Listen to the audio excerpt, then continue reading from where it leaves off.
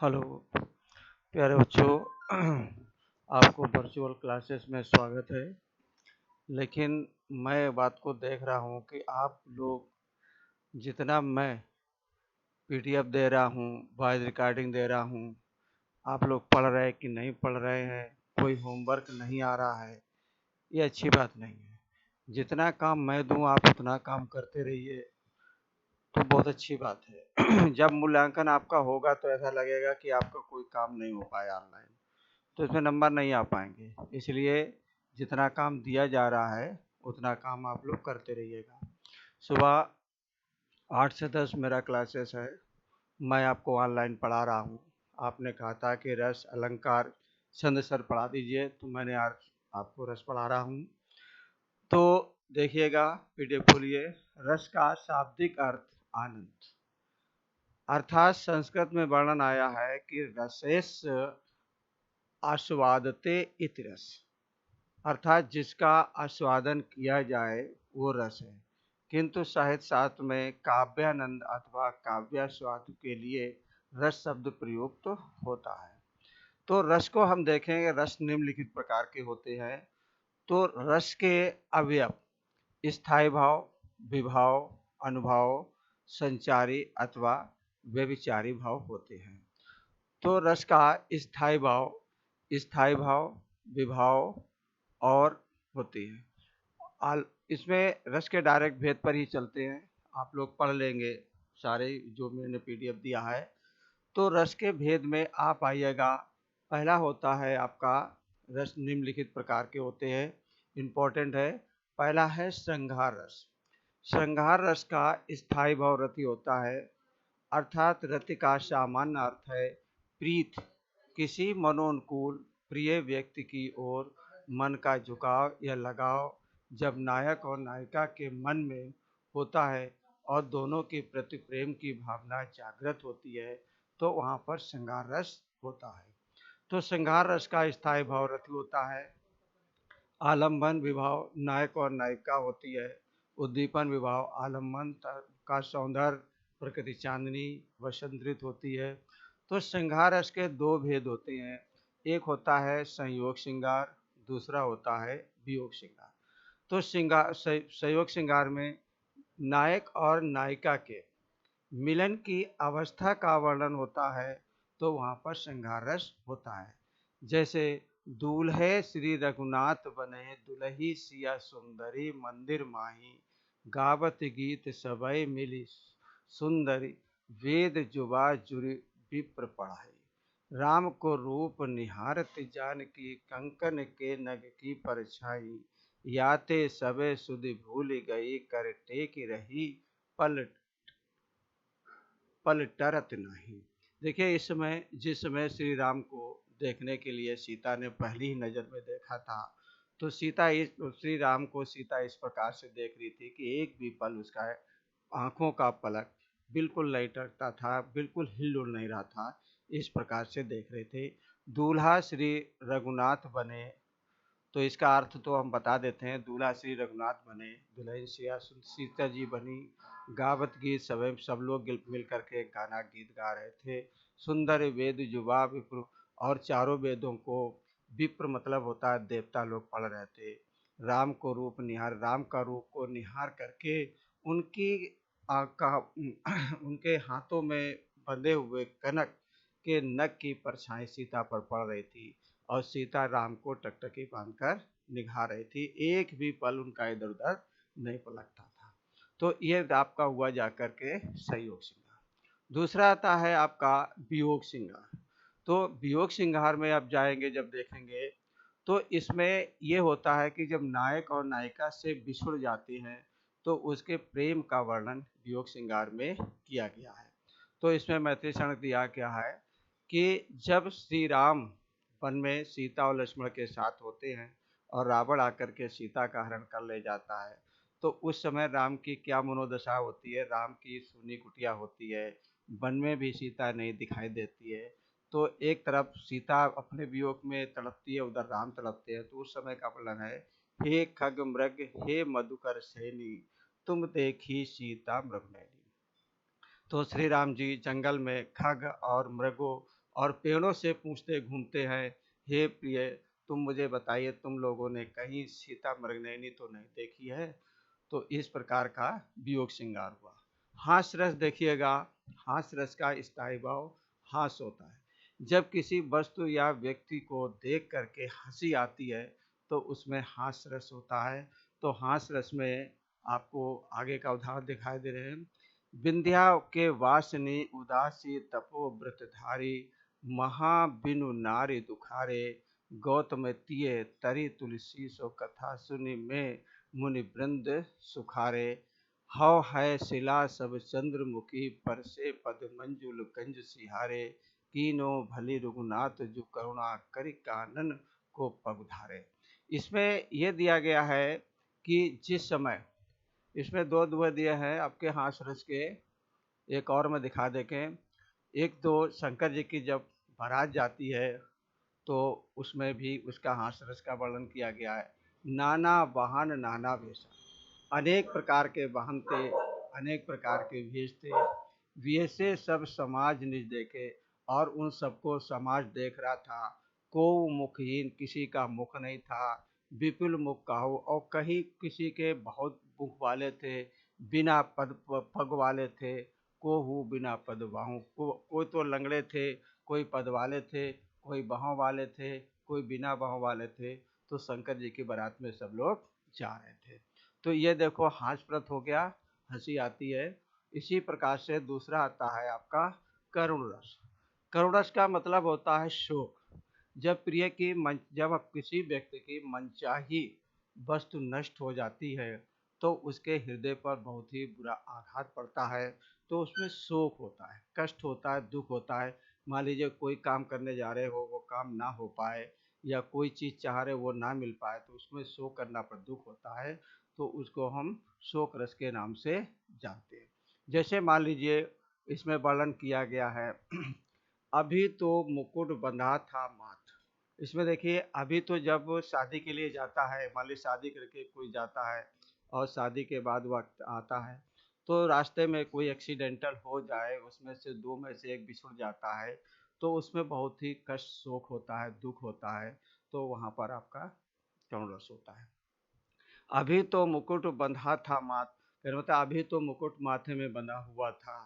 वे कल ही हल्दी के हाथ, जो कल ही हल्दी के हाथ पीले किए गए तो उसका पीलापन भी नहीं छूट पाया था। खुले भी ना थे लाज के बोल, और लाज के बोल भी नहीं खुल पाए थी, उतनी प्रकार की लज्जा भरी थी। खिले ना था चुम्बन से कपोल, और हमारे उनके कपोल भी नहीं खिले हुए थे। हाय रुक गया ये संसार, हाय यही संसार अब रुक गया है। बना सिंदूर अनलंगा, अब जो सिंदूर है वो आग के समान अंगारा बन गया है। बात हाथ लतिका, वह सुमाक सुकुमार पड़ी है छिन्नाधार। कहने मतलब ये सारी घटना होने के बाद वो बिल्कुल बेहोश पड़ जाती है, सब सद्बुद्ध अपनी भूल जाती है। तो ये शादी के समय जब कोई दूल्हा बारात लेकर आता है और रास्ते में एक्सीडेंट हो जाने पर दूल्हा मर जाता है, तो उस समय की घटना दी गई है। तो इसका स्थायी भाव शोक होगा जा करके। दूसरा है वीर रस। वीर रस का स्थायी भाव होता है उत्साह। इसमें जब युद्ध क्षेत्र में सैनिक जाते हैं तो उनको उत्साह को बढ़ाने के लिए बहुत से ढोल मंजारे बजाए जाते हैं। तो इसका स्थायी भाव होता है। तो इसका स्थायी भाव देखें, चलत तुरंग चतुरंग साज शिवराज, चलत प्रताप दिन दिन अति जंग में, भूषण चलत महाहट अन्न के चित चाव में, खग खुली चलत है अरिन के अंग में, भौसला के हाथ पर गढ़ कोट है चलत, अरि जोट है चलत एक मेरु गिरि सृप में, तुरकान गम व्योम यान है चलत बिनु, मन है चलत बदरंग अब रंग में। तो ये जो है उसमें दिया गया है कि जब शिवाजी के युद्ध में जाते हैं तो युद्ध क्षेत्र का पूरा वर्णन किया गया कि किस प्रकार से सैनिक लोग वहाँ बढ़ चढ़ के युद्ध में भाग लेने के लिए पहुँच रहे हैं, उसका वर्णन किया गया है। फिर इसके बाद आता है आपका शांत रस। शांत रस में तत्व या ज्ञान, जब किसी व्यक्ति का ज्ञान या तत्व वो संसार को क्षणभंगुर समझ लेता है, तो बिल्कुल उसके अंदर एक बैराग का ज्ञान उत्पन्न हो जाता है। तो वहाँ पर शांत रस है। जैसे आपने तुलसीदास के बारे में सुनते हो कि तुलसीदास जी को जब उनकी पत्नी ने कहा था कि जितना हमसे प्यार किया, प्रेम किया, उतना हर से क्यों ने प्रेम किया, तो उसी दिन से तुलसीदास को बैराग लग गया था। अपनी पत्नी को छोड़ करके एक शांत मन में आकर के अपना ध्यान, श्री राम जी का ध्यान करने लगे, और उन्होंने बाद में रामचरितमानस का भी रचना कर डाली थी। तो इस प्रकार से ये भी दिया है। इसमें एक उदाहरण है, देखिए, मन मस्त हुआ फिर क्यों डोले। क्यों ना, जब हमारा मन मस्त हो गया है तो क्यों डरना, आप तो डोलेंगे आराम से। हीरा पायो गांठ गठियानो, मैंने अपने गांठ में ही हीरा पा लियो है, बार बार को क्यों खोले, बार बार मुझको क्यों खोले। अर्थात अपने हृदय में ही अपने ज्ञान को प्राप्त कर लिया है, उसको हमें बार बार खोलने की कोई जरूरत नहीं रह गई है। इसी प्रकार से अद्भुत रस, अगर हम किसी चीज को देख करके आश्चर्यचकित रह जाते हैं तो वहां पर अद्भुत रस होता है। अद्भुत रस का स्थायी भाव विस्मय विस्मय होता है। तो इसमें आप देख लें, इसमें अद्भुत में देखेगा, इसमें है बिनु पद चले सुनई बिनु काना, कर बिनु कर्म करे विधि नाना, आनन रहित सकल रस भोगे, बिनु वाणी बक्ता बड़ जोगी। इसमें जो स्पष्ट दिया है विस्मय में, तो जैसे बिना पद चले सुने, बिना पैरों से व्यक्ति चलने लगता है, तो यह अद्भुत हो गया, आश्चर्य की बात हो गई। और बिना कानों का व्यक्ति, जो बहरा व्यक्ति है, वो भी सुनने लगता है। बिनु कर बिनु कर्म करे विदनाना, और बिना हाथों से होते हुए वो विभिन्न प्रकार के वो कार्य भी करने लगता है, तो यह आश्चर्य की बात है। आनंद रहित सकल रस भोगी, और आनंद रहित मतलब में बिना सब कुछ होते हुए सारी सुख को वो प्राप्त करने लगता है। बिनु वाणी बक्ता बड़ जोगी, और जो बोल नहीं पाता है, गूंगा होता है, वो भी बोलने लगता है, तो ये आश्चर्य की बात हो जाती है। तो इसमें आश्चर्य की बात होती है। अगला देखिएगा, अगला है विवश रस। विवश रस का स्थायी भाव जुगुप्सा। जुगुप्सा ऐसे मतलब कहीं पर हम कोई चीज देखते हैं तो अब उसमें घृणा पैदा हो जाती है, या हम सुन करके देख करके किसी चीज में घृणा पैदा हो जाती है, तो वहां पर हम जुगुप्सा कहलाती है। अब देखिए, जुगुप्सा में जैसे मान लीजिए कहीं पर कोई मुर्दा पड़ा है, कहीं पर एक्सीडेंटल खून बह रहा है, तो ऐसी स्थिति को हम देख करके हमें घृणा हो जाती है, तो जुगुप्सा हो जाती है। तो वहां पर होती है विवश रस होता है। जैसे दिखा है, सिर पर बैठियो काग आंख दुहु खात निकारत। कहने मतलब, जब वो महाभारत की युद्ध हुआ था तो वहां पर बहुत से सैनिक मरे हुए पड़े हुए, तो उस समय कौवे वगैरह आदमी को खा रहे थे, तो वही वर्णन है, सिर पर बैठियो काग, की काग जो है, कौवा सिर पर बैठ करके दोनों आंखें निकाल करके खा रहा था। खींचता जीव सियार अति आनंद कर धात। सियार जो है जीव को खींच करके खा रहा था, आनंद ले रहा था। गीद जांग कहे खोद खोद मांस उछाल, गिद्ध क्या करते थे, जांग का मांस खोद खोद कर निकाल रहे थे, खा रहे थे। स्वान अंगुलिन काट काट के खात बिचारा, और कुत्ते जो थे अंगुलियों को काट काट करके खा रहे थे। बहु चील नोच ले जात तुझो मोद भयो सबको ही, और बहुत सी चीलें आती थी और मांस को नोच नोच कर ले जाती थी। मन ब्रह्मा भोज जजमान कोहू आज भिकारिन कह दियो। ब्रह्मा जी कहते हैं कि ये जो है अब लोगों को जजमान आज इन भिखारियों को दान में दे दिया है, इनको कर दिया गया है। फिर आता है आपका अगला रस, देखिएगा, अगला रस में आप चलेंगे तो वात्सल रस। वात्सल रस ये होता है कि जब हम छोटे बच्चों को देखकर उनकी तोतली भाषा को देखते हैं, तोतली तोतली भाषा को देखते हैं, तो उन बच्चों की वो तोतली भाषा को देख करके मन में स्नेह पैदा हो जाता है, और जब स्नेह पैदा हो जाता है तो उसको हम वात्सल रस कहते हैं। वात्सल रस का मुख्य कारण होता है स्नेह। क्या होता है, स्नेह होता है। तो स्नेह में देखिएगा दो अर्थ दिए हैं। पहला अर्थ है, सोहित कर नवनीत लिए, खुटुरुन चलत रेनु तन मंडित, मुख दधि लेप किए। इसमें श्री कृष्ण का भगवान किया गया है कि बहुत ही सुंदर लगते हैं, नवनीत छोटे थे, जब श्री कृष्ण भगवान अपने मुंह में दही को लेप करके घुटनों में चलते हैं, उनका तन भी इधर उधर थिरकता है, तो बहुत ही सुंदर लगता है। तो इसमें श्री कृष्ण का वर्णन किया गया है। इसी प्रकार से इसमें अगला जो रक्त है भक्ति रस है। ये इसमें भक्ति रस का अनुराग जो भक्ति की भावना से होता है, तो इसमें भक्ति रस हो जाएगा आपका। तो इस प्रकार से आपके रस पूर्ण हो रहे हैं। लेकिन आप लोगों को जो मैंने बताया है पूरा काम कर लीजिएगा, करने के बाद इसको होमवर्क दिखाइए। अगर होमवर्क नहीं दिखाते हो तो मैं मूल्यांकन में अंक आपको बिल्कुल नहीं दूंगा, ये आप मान लीजिएगा।